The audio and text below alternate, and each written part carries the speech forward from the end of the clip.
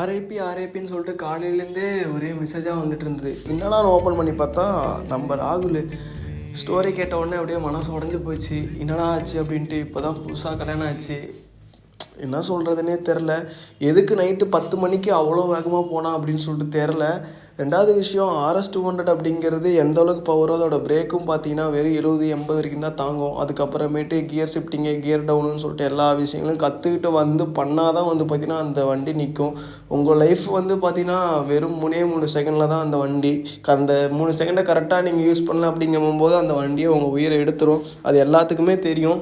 இருந்தாலும் அந்த 3 செகண்டில் கொஞ்சம் கூட பேனிக் ஆகாமல் யார் கரெக்டாக பிரேக் அடிக்கிறாங்களோ அவங்க மட்டும்தான் அவங்க லைஃப்பில் பார்த்தீங்கன்னா மறுபடியும் காலையில் எந்திரிப்பாங்க.